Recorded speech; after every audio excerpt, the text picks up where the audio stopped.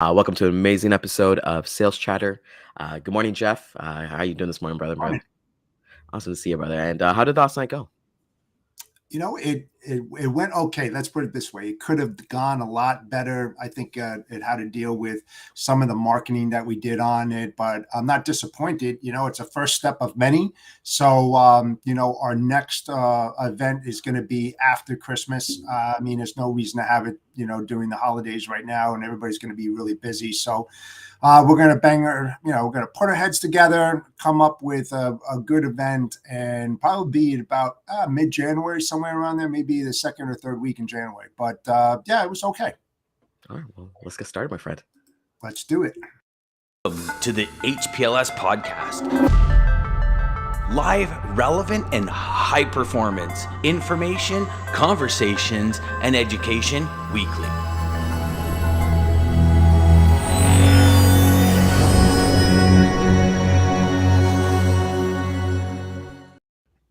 I want to say good morning, Lisa. Always here.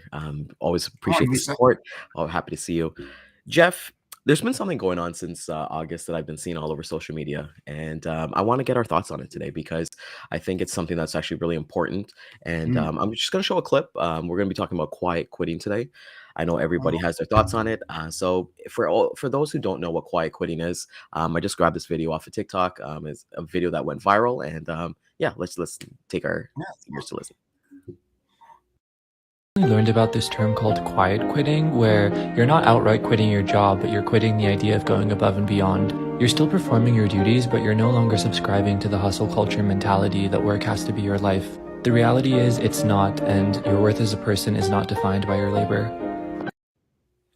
And that was a video that honestly has over 2 million views and I think about 500,000 shares on TikTok. So it's gone viral. I've seen it all over LinkedIn and things like that. And I had a discussion with my wife, Keshri, about this because she actually works in the medical field, and just to get her thoughts because we think that in sales and even logistics, we're always go go go, right? Like when you Yeah. get into the industry, Jeff, people always say, "Hey, it's a 24/7 job," right? And it's true to some certain extent, but we'll kind of get into it. So, with that being said, I believe like quiet quitting is really taking the time to realize your values and your worth and what you're actually valued, right?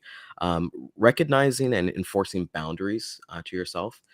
I would say when it comes to quiet quitting, my kind of thoughts is that it doesn't really apply to our industry. Well, it doesn't apply to our industry, the actual quiet quitting, but the end result of quiet quitting, it does. And the end result of that, Jeff, is burnout. Just basically working yourself way too hard. And, you know, it's also about letting people know how you want to be treated. And I think boundaries are so important because, I'm sorry, Jeff, I love this conversation we're going to have because we both represent two kind of demographics, right? Kind of in terms of like that. Um, one of the things is that we read is that the older generation, they were kind of incentivized with like 401k promotions, longevity, right? You look at the old corporate ladder, you go to school, come out of school, you get a job right away. You work there 9 to 5 for 40 years, go on one vacation a year, Overmark. retire. Exactly, right? And then you retire and then you're ready to go, right? And then you get a nice big cake on your last day. As we kind of see, the next generation, which is millennials, is that they're incentivized with 3 to 5 year goals, right? So they're not. It's rare to see anybody really at a job for 40 years anymore. And then the next generation of Gen Z is that they want their needs fit now. Um, Jeff, I want to kind of get your thoughts because I think it's going to be a great discussion to have both. What is quiet quitting to you? And I know we had discussion like soon, but when somebody says quiet quitting, what does that look like to you? You know, I'm going to be honest. I understand it, but I don't understand it. And I say that because I've read a lot of articles as well over the last several months on this, and I found it quite interesting because in a lot of cases that what I've read, people have been on the job for many, many years, and then they start what slowing down. Let's not call it quiet quitting, but I don't know if they're under supported or what their feelings is, but they don't put the output out that they have in the past. And my question is that why did it take 8 years or 6 years? What about the management of these people and what are they doing? And then all of a sudden they notice it. It's not like it just happened overnight. This is progression. This is stuff that develops over a period of time that puts an individual in that position who makes them feel unwanted, unsupported. They feel like they're in a dead end. I mean, let's face it, the millennials, they don't want to wait for bonuses and raises. And I think a lot of recruiters would agree with me out there that there's more employees, workers out there that are jumping ship really quick. They don't have that loyalty that they used to have.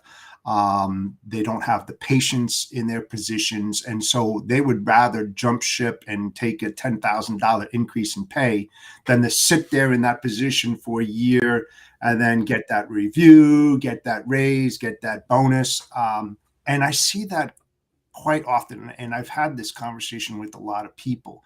So it's a different world out there for sure. But where we used to be ridiculed for job jumping, you heard that all the time, oh, it's on the resume. You had, 8 jobs or 9 jobs, it automatically tells an employer, this guy, this girl, not loyal, they're not going to stay here. So why are we going to put all that effort and time and money into this individual to train them and not going to stay on board? Because it costs a company a lot of money to train them and to put them in that position to be successful. The question I have is what happened after that? What made a person want to quiet quit?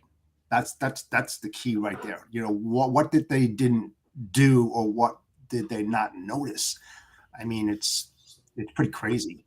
Yeah, Jeff, I was reading a book yesterday, and one of the things they talked about was that, and we've always heard about this, right? We've got what time, health, and money, right? So when we're Yeah. young, we have we have time and we have health. When we reach the middle age, we have basically the opposite. We have money, we have health, but we don't have time. And then when we get old, we have the money and time, and we don't have the health, right? And I think one of the important things, because it's kind of cool to have this discussion, because I know when I worked in the corporate life, I remember Mm. how it was, and now that I'm thinking about it, I did quiet quit in my corporate life, and the reason is because you get the 2 raises every year, and I'll be honest with you, it was like 25 cents. What is 25 cents really going to do for me, right? And this was when I worked in more, not in logistics supply chain. This was a corporation for a telecom Right. company, and I read a stat was like in 2005 and 2007, companies started adding benefits for therapy, like talk therapy, right? And I feel like we've never had that, because Oh, even before, we've like, even growing up, it's like not necessarily that man up, or like if you're going like, you couldn't talk about your problems, you'd be labeled as soft, or just chin up or anything like that, right? And I think people realize that they need therapy to kind of like navigate through their life. They need to talk to somebody. Like, I don't know about you, Jeff, but sales chatter is therapy for me. Being able to talk to you guys every single day, talk to everybody here, and it's amazing. So I think what it is that people have kind of figured out that they don't want to give too much, because they're not going to get the receiving end of it, right? And it kind of goes back to what we were kind of saying, like back in the old days, like you work a job for 40 years and then you're done, so you're loyal to that company.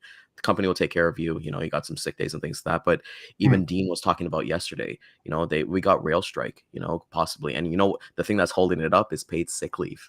Think about that, right? Paid sick leave. In Ontario right now, anybody who's watching Ontario, we have a huge teacher strike that's actually about to happen tomorrow. The Canadian Union of Public Employees, CUPE, they're asking for a raise because teachers are overworked.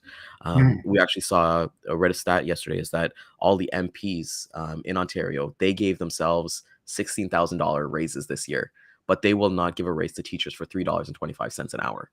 you know it's about kind of like being value. And one thing that really irked me too, and why I understand quiet quitting, Jeff, is that during the pandemic, people were chanting how heroes doctors and nurses are, right? Like people are banging pots and pans on the side of the road as they enter work, and all that stuff. And our healthcare is at a collapse right now in Ontario, and nurses are being overworked. Doctors too, they're actually going into cosmetic. A lot of people are actually leaving it, and you can't. I remember some people were like sick like last week. It's like a 4-hour wait to get into a walk-in clinic, not the hospital, a walk-in clinic for a headache. So Jeff, I kind of, now that we're kind of talking about it, and you had that question about like, hey, what does quiet quitting look like, and why do people do it from there? Um, do you think the pandemic kind of helped because there was basically almost 2 years of either working from home or there was people not working at all? Do you think that contributed to this kind of what's going on right now? Yeah, I think so on that. But I want to go back to what you were saying about the health and people being labeled soft. What I think, and I strongly believe in, is that it comes down to leaders and followers. Mhm. And when I say that, a really good manager who's a leader is going to be more empathetic towards their associates. It's not always going to be about work, right? I always had an open door policy, and all the employees that worked for me, they knew that if they had a problem, they could come in and talk to me. It didn't have to be work related. It could be about their personal life, because let's face it, some people, you may think that they're really, really good. They have no issues. They have no problems. They don't share it. And lo and behold, you find out they're having personal problems in their life. And let's face it, those personal problems have direct impact on the employee's work and the ability to produce, because they're either stressed out or something's going on with their relationships in their personal life. And so if you're an empathetic leader and you have a good understanding, because let's face it, when you're in that role, you have to be like a chameleon, almost like a psychologist, because you're managing different personalities and different problems that each one of your employees has. So if you have an open mind and that open door policy where they feel comfortable coming in to tell you about their problems, that's what that's what really makes a company and office tick, when you have that ability to do that. A lot of my bosses that I've had in my past, were like that. So I kind of took that lead and pushed it forward. I think that's a big problem when managers cut their associates off and don't want to hear about them. They're more like, you have to do this, you have to do that, you haven't been doing this, and etc.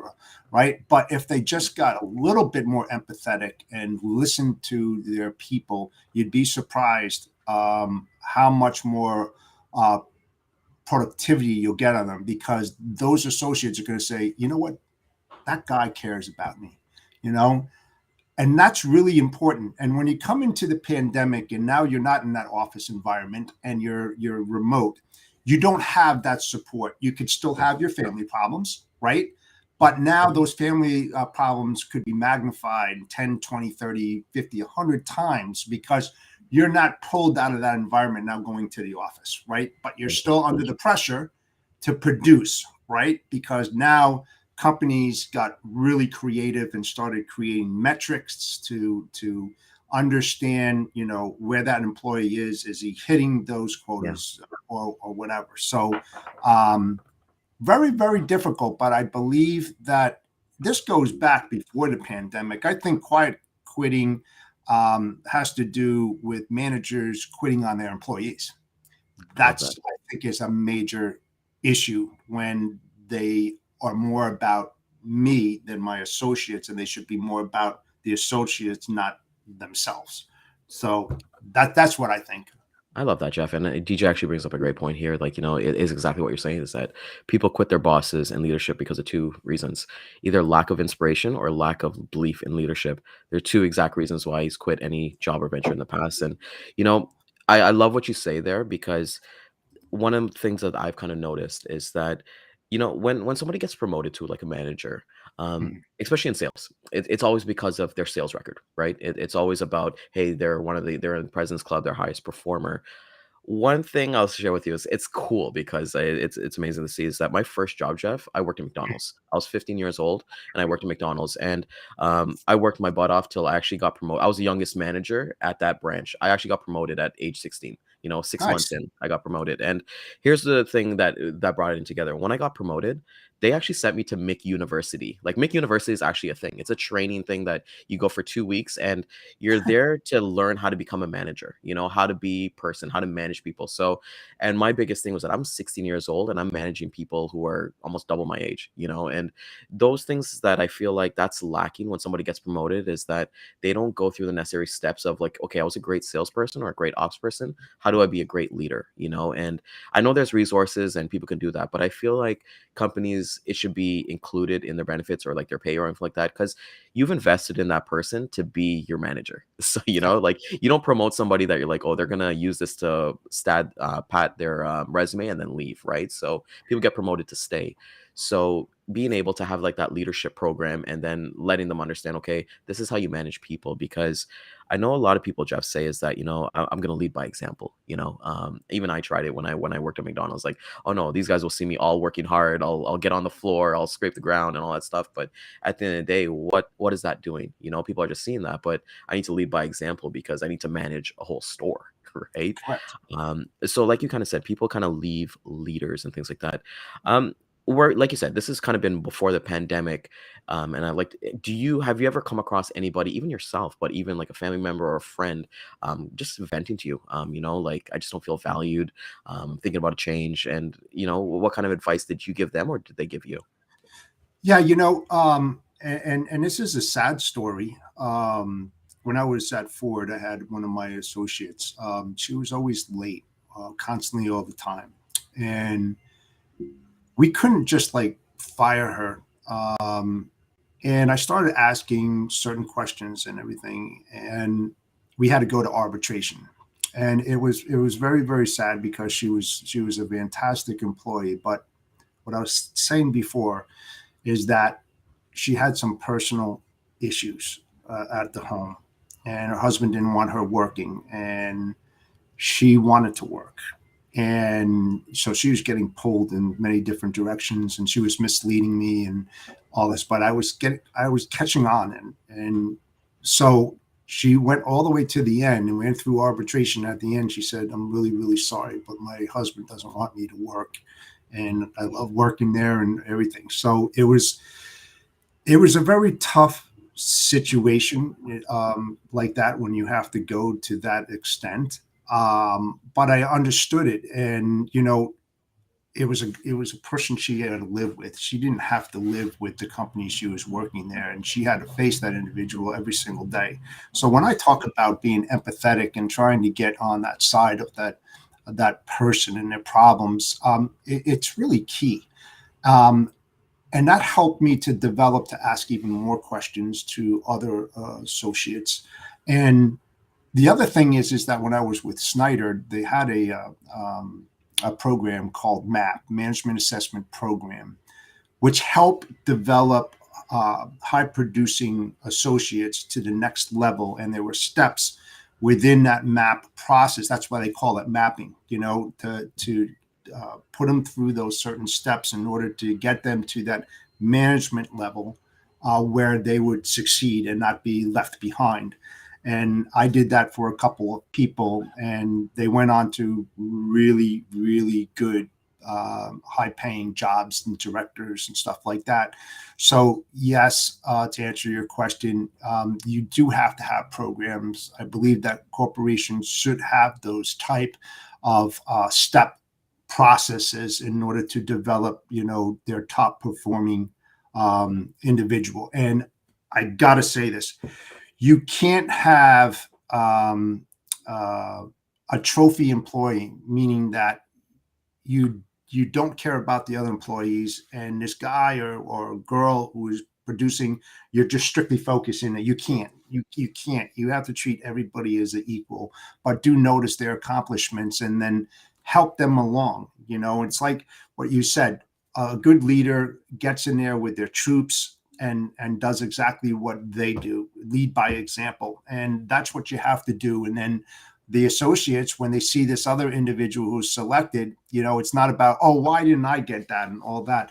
No, it shows that if you do certain things, you can be in that person's seat too. And if you're a good leader, you're going to treat everybody as equal. So everybody has equal opportunity to do the same damn thing as that person that was selected. So, yeah, I mean, I don't know. You just can't throw somebody in the hot seat and expect them to do what you do or even what your bosses do. It's just not going to work. They're going to fail miserably if they don't have that support.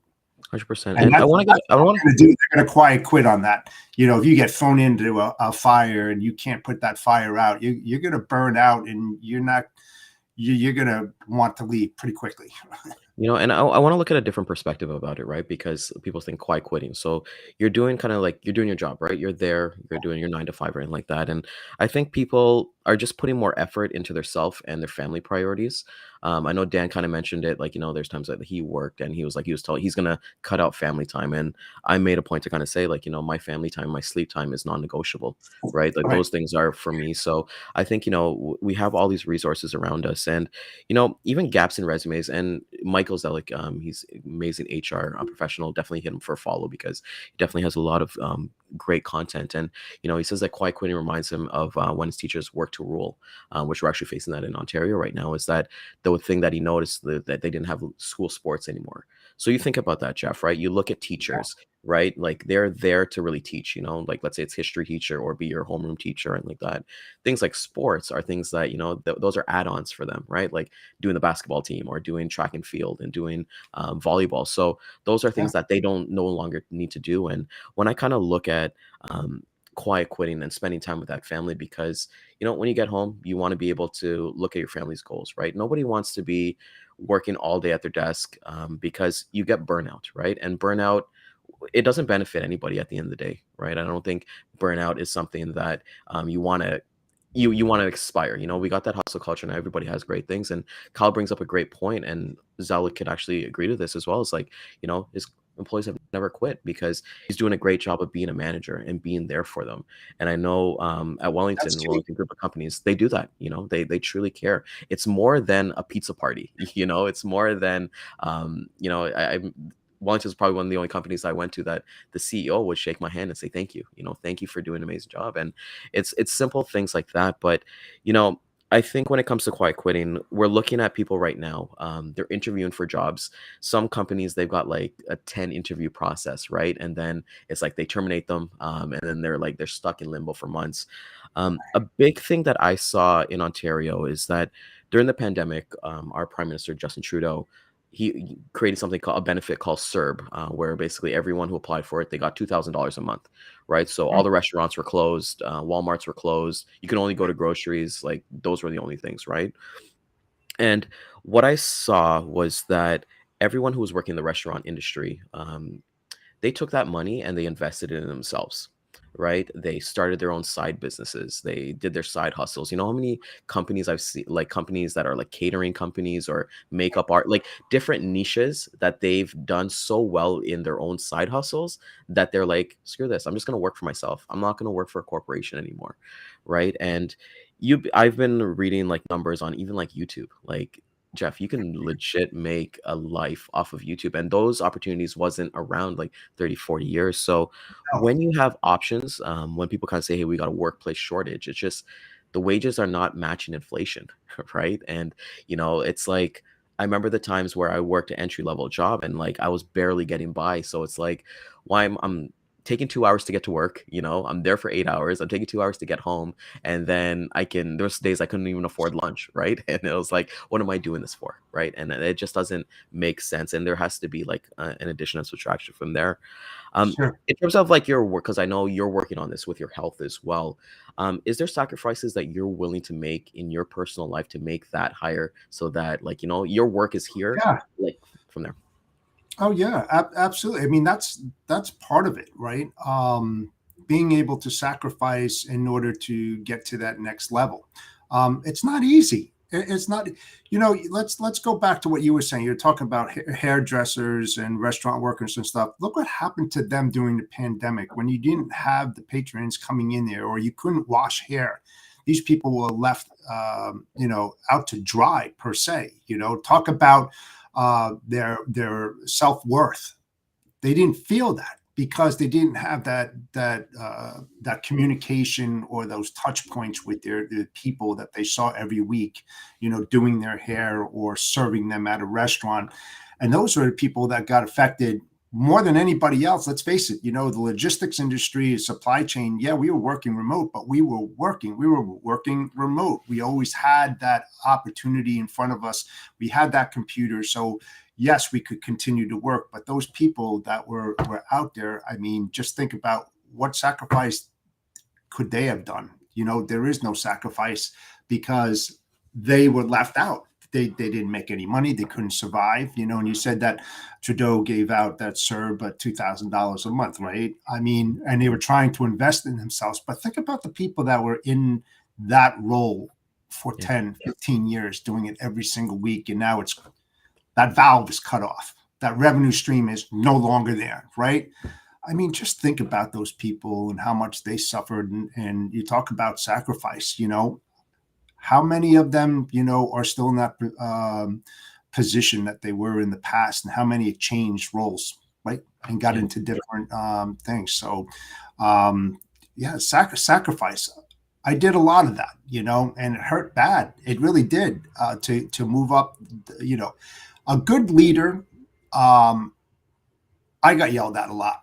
I got ridiculed. I got pulled to the side, and I was thankful for my bosses and the people that I reported to that did that, because they just didn't do that. They cared. They wanted me to succeed, and they took the time out of their lives to spend time with me to make sure that I could go up to the next level. They could have left me out high and dry and just said, Jeff, you're out of here, and then others, they don't even do that kind of stuff. So that's what I tried to push forward. Like I said in the beginning, man, to take that and mirror that image, because that's what a good leader does. And you talk about the sacrifice. They sacrifice their own position because they should be concentrating on things that they have to do because they report to their boss too, but yet they take the time out to give that personal attention to the associate that's lacking off, and that's why quiet quitting is happening, because I believe strongly that those leaders out there, so-called leaders, aren't doing that. They're not putting that personal attention into their employees. And then what happens is that it manifests over time. And that's when their productivity goes up here, that starts dropping down. They're unwanted. They leave. And I think, Jeff, the thing we have to understand is like this is high performance logistics sales chatter, and not everyone is going to have a company. Not everyone's going to have that go getter spirit, and that's perfectly fine. So just for them to understand that like work balance and like they are a spoke on the wheel, and not being replaceable. And David brings up a great point here, like entrepreneurship stems out of problems we face in the real world. If you're not finding solutions at the place that you're working on, maybe create on your own. And it's important to think that, because we do have options now, right? Like, let's say, I know when my dad was working like 20-25 years as a shipping manager, I couldn't think of him quitting and going somewhere else. There was no LinkedIn, there was no recruiters. Those were the days you look in the newspaper and you look in the classifieds, and who wants to go to an unknown? And another part of that too, Jeff, is that the grass is not always greener on the other side, right? And it's where you water it and you kind of build that. But I think just putting importance into your family. I know for myself, taking vacation time, spending time. Sundays, I wear Apple Watch 6 days a week. Sundays, I leave my Apple Watch and I leave my phone alone, because at the end of the day, it's me time. It's my time. It's my time to reset so that I can come back and crush it Monday to Friday, right? Yeah, chisel that time out for sure. You got to chisel out the time for yourself, and I think that's what quiet quitting at least means to me. Is to the point of like you're doing the bare minimum, and you're kind of you're prioritizing yourself and your values, and you're making the boundaries that I'm not going to cross this. And we've seen it, right? Like, the people say that you can pick anything in the world, but you can't pick your family, right? And the one thing that we kind of see is like, sometimes you got to set boundaries with your own family, and you can quiet quit your own family as well when you think about it, right? And I've been lucky and blessed so much that I grew up in an amazing house that we never really had those kind of things, but talking to people, having conversations with people, like, people have traumas, and that's why therapy is so important for some people, right? And I think with you, Jeff, like you're saying, like with the sacrifices and like people quit leaders and everything like that. Um, like you said, you had an open door at the thing. How did that make you feel as a leader that somebody would be willing to come in and talk to you, especially the person who's always late? I tell you, in my whole career, that was one of the most satisfying things that I took away so far. Because it's like the old adage, treat people the way you want to be treated, right? So if you put yourself in that position and say that, reverse it, I can't go and talk to him, man. He's not going to understand. She's not going to understand this. I surely can't discuss this with my family because I don't want to bring them into my work life, and vice versa, right? Mhm. So the thing is that a good leader has to be able to see that, to see that you can't just have tunnel vision. If you're controlling a lot of people in your office and everything, like I said, you have to be a chameleon. You have to be almost like a psychologist and master different personalities. You have to be out there on the floor. You can't just sit in your office and let things happen. You have to be present. You have to listen. You have to be a great listener. And those little things that are said, are those trigger mechanisms like, what? It could be an associate talking to another associate. You just catch that. And then that's when you talk to your people and say, hey, listen, just want to let everybody know, I have an open door policy. If anything happens, to come up, don't be afraid to come in. What's said is between you and me. I'm not going to share that. I want you to feel comfortable.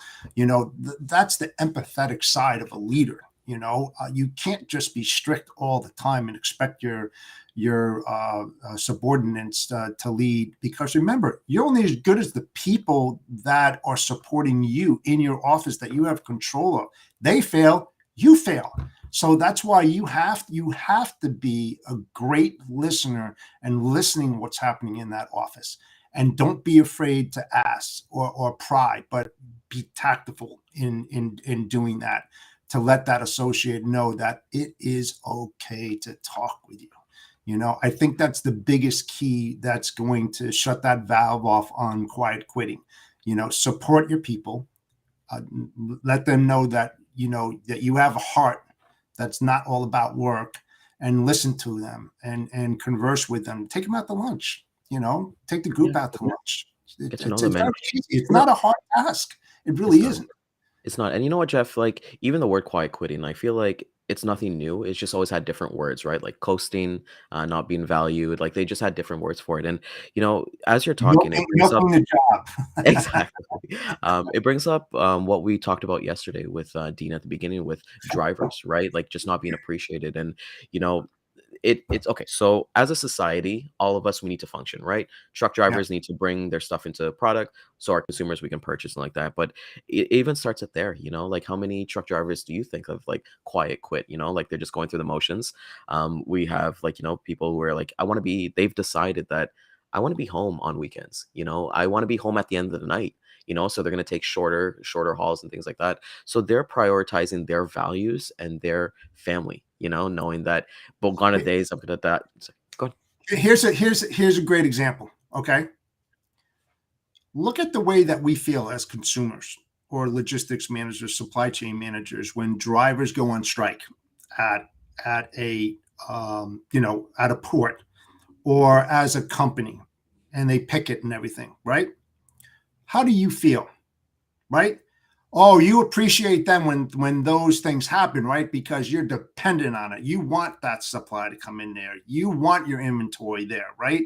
But why does it always take a catastrophic event such as that Yeah. to make you aware of how important these people are? The same thing happens in a damn office.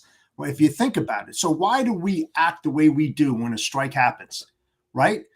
Act that way every single day and appreciate those things so that these drivers, pay them a little bit more, that you won't have to worry about them. And on the backside, they're going to take care of you like they do anyway, but you're not going to have to worry is, how am I going to make a profit on my product?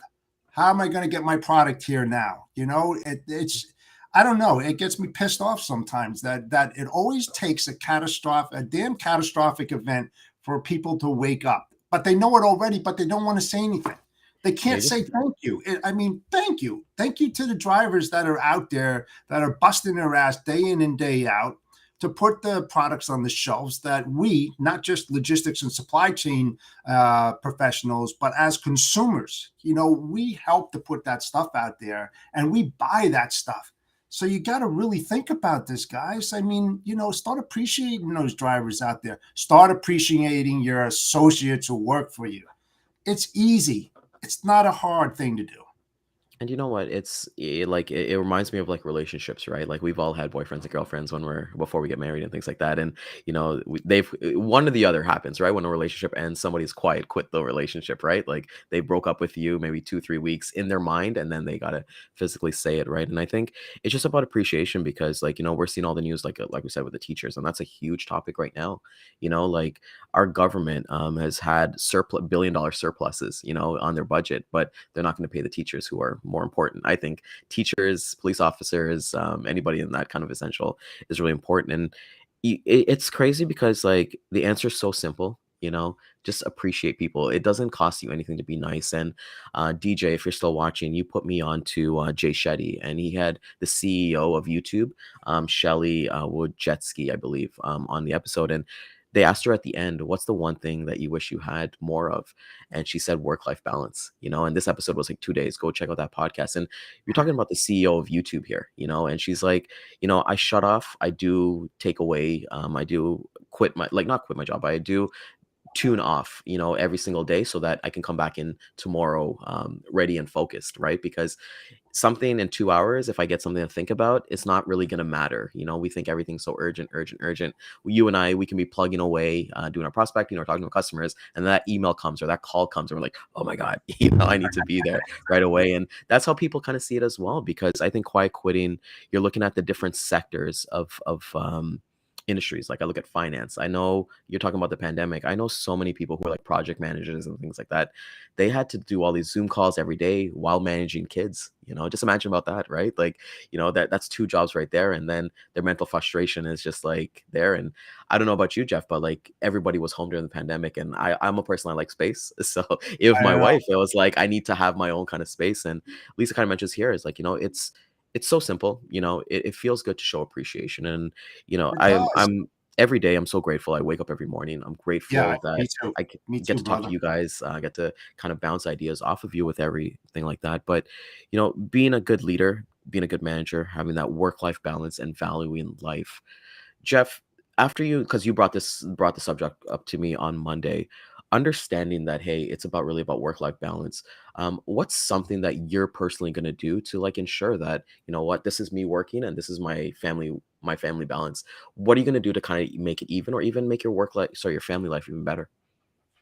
Well, and I get to do that a little bit more now because I'm not in the corporate environment. I chose not to go there anymore, and I have my own business. So I'm in the house.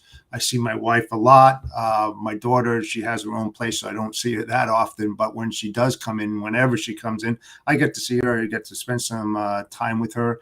But when you're in a startup and you're an entrepreneur, and that goes for anybody out there. When you first start up your business, you're going to put a lot of time in there, and that work-life balance is not going to really exist because you get so focused on trying to drive your business forward, to make a profit, make a living, support your family. You're going to do whatever you possibly can, and that's where the sacrifice comes in, because it's just not going to happen from osmosis. You get out of it what you put into it. So now that I am where I am, on the weekends, we're always going out to dinner. We're going here, we're going there. I set it up that way. And then the thing is with my wife, though, she works from 3 until 11 at night. So I don't really get to see her. And unless I'm here at my desk, working, she happens to come behind me or whatever, small little conversations like that. So it's a little bit easier on the work-life balance when you're working remote and you're in the home. Working in the office, that's kind of more difficult depending upon your commute. 2 hours in, 2 hours out, 8 to 10 hours in the office. I mean, how much time can you spend with your family? But when you do spend it with your family, make sure it's meaningful, and that time is well spent. Because when you think about it and you're working 14 hours a day and you've got 10 hours, you've got what, 2 hours maybe of time with the family and 8 hours of sleep. So, I mean, when you do spend that time, man, just, spend it wisely, make it worthwhile. You work more and sleep more than you're with your family for sure. 100%. I got a question for you, right? Because when it comes to work, to quiet quitting, it's like, even having hobbies. Um, in knowing your family life because of work, and the answer is going to be yes for everybody, but I want to kind of get your opinion on it. Like, have you ever missed like a birthday, a family event, or a anniversary because of work? Oh yeah, and I regret it. It makes me sad when I talk about it because my work life was more important to me. I know it sounds like crap to say that, but I'm real. I'm honest. So yeah, I missed out on that, and I wouldn't advise that to anybody out there. You're on this earth one time, and you really have to, you know, um, be able to separate. And when you're just gung ho and just high performance, you're just just full of energy all day long. You think that what you're doing is right at the moment, and I can tell you it's wrong. You need to separate. I did that for 25, 30 years, and I missed a lot of stuff with my daughter growing up and stuff like that. I was somewhat of an absent dad, and I feel sorry for that kind of stuff, and it was bad. It was really bad. And now that I have my own business and stuff like that, it's kind of leveling it off a little bit. So, my advice is don't do it, folks. Don't do it, man. You're going to regret it. You're going to regret it. You're going to regret it. And I think that's exactly what quiet quitting is, like people like taking on extra projects with no, okay, imagine you had to sacrifice, let's say your kid's birthday not being there, or your wedding anniversary, that you guys always took. Like I know Dan mentioned, that he had to miss a trip to Italy or something like that with his wife because of work because he became a manager. So like those are, nobody just overnight decides to quiet quit, or decide like, hey, I'm gonna do the bare minimum. It's a convolution of events that happen, Yeah. So hey, I missed my wedding anniversary, my birthday, nobody said anything. And Damon, amazing person here. Just kind of want to get to this. And the sacrifices with entrepreneurship is that when the owner is the one person who has to earn enough to hire the first employee and consistently has to put investments into the business and employees, as an entrepreneur, it's a long-term gain. But the sacrifices, in the beginning are big. Imagine having to pay people out of money that you're earning until the person, yeah, that's so true. And Yeah. and that's the thing about like It entrepreneurship. is. It is. And you're like, man, I hope that this just keeps on rolling the way it is. And you just start thinking of different ways to develop your company business, to get those profits up, and support your customers. So, Damon's definitely right on that. You're working almost 24/7 in the beginning Yeah. because you're it's almost driving it from the seat of your pants because you want to be an entrepreneur, but you don't know how to do it and you've never done it before. So you're reading all these articles, you're staying up late at night, you're trying to dig into your experience and your background. You're trying to unfold that and put it all into a plan. And that plan doesn't develop overnight, man. It takes months and months and months and months and months and failures and failures and failures. And then all of a sudden something clicks and then it starts manifesting itself. But till you get to that time, restless nights, sleepless nights, disengagement with the family, full engagement with your company. Because if you don't do that, it's gonna, it's gonna take you much longer to get where you need to go. So yeah, when Damon says that about that huge sacrifice, you bet your sweet ass it is, but the rewards after that. It's amazing. And you know what? That's what I like about this topic because it's not an only entrepreneur. Like everybody's not going to be an entrepreneur. So like I want to No, kind of take it from the perspective of the worker. So imagine like you have a business and then you hire somebody. It's about that yes, person, right? It's that person who's going to make it blossom, right? And yeah, you're talking about all the things that keep you up at night. So you're already stressed. It's the nature of the business, right? So it's like, okay, well, how am I going to take care of Ryan? And making sure that he feels valued enough because all those insecurities that you're showing from starting a business and going through all the motions and all these things, it's like like that could be projected onto them. And it's like, Oh that's why yes. I think leadership training is so, like, you're trying to run a business, but leadership training is so, it's so important because it's about that person feeling valued. Because I've kind of like learned this, unless you treat people with respect and you're kind and you have that sense of generosity towards them, they'll reciprocate that, right? I don't want to talk to, anytime I talk to anybody, I want to get to know who they are. I don't want to get to know who they are as an employee number, right? And at the end of the day, like, I like make it a point, like, even Marcus, when he was on, when he was a janitor, like, always be kind to the janitors, and there's a couple social media posts that I've seen, Jeff, is that somebody posts like a picture of like a shopping cart, and like, are you a person who takes a shopping cart back to like Yeah.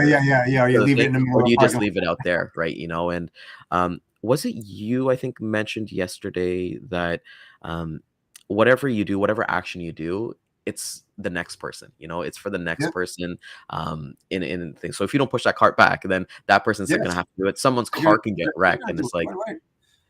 See, one of the other hardest things too, Brian, is that as managers, as leaders, we have problems too. And the one thing that you have to refrain from doing is sharing that distress, your personal problems with your associates. That's where a lot of the problems come for the leader, when you need to separate those two. Because let's face it, nobody has a perfect life. But when you project those negativity onto your associates, worst thing that you can ever do, because that productivity is going to go right through the shitter, for sure.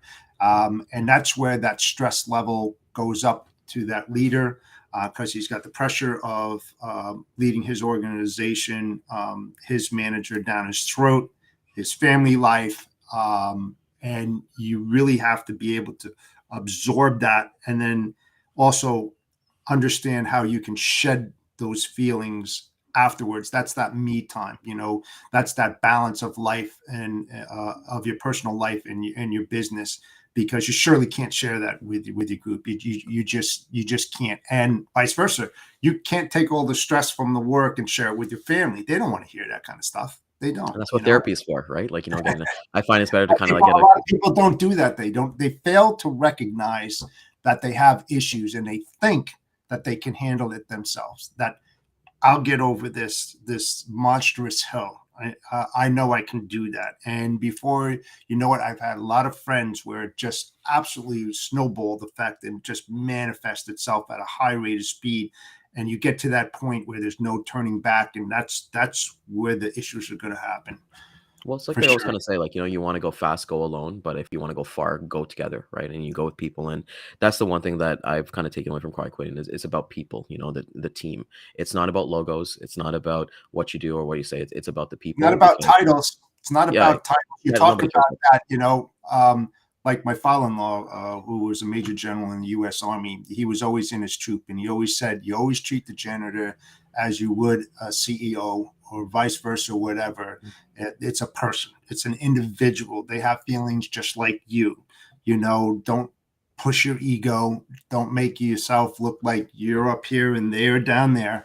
You always say hello to that janitor, and you take the time out of your personal life to have a conversation with that individual. He's no lower, he's no higher than you are. He is a human being. She is a human being. So treat them as such." And no better thing to end off on that, because that's perfect. I want to thank everybody. Thank you so much, Jeff, for coming out this morning. I think it was a very impactful episode, and it's something that I'm going to keep on going back to, because I think we came with some great points. We had some great audience feedback. We're going to be hitting the replays again at 12 p.m. and 3 p.m. Eastern time on YouTube, Instagram, Twitter, Facebook, LinkedIn, and all that stuff. And Jeff, he's quiet quit the podcast. So his internet is quiet quit the podcast. But with that being said, thank you so much, everybody. Please like, comment, share it with somebody. I want to thank the Yeah. audience this morning. Thank It's you. been great. And we'll see you guys tomorrow for wins and lessons for the week. Have a great day, guys. Centurion Trucking, our motto is people before profit. Today's market requires more transparency, consistency, and focus on what our clients need to win. Centurion Trucking and American Logistics are poised to help their clients achieve and surpass their targets. If you're looking for a team that honors your needs, dreams, and aspirations, then get a hold of Daman at American Logistics or Centurion Trucking and start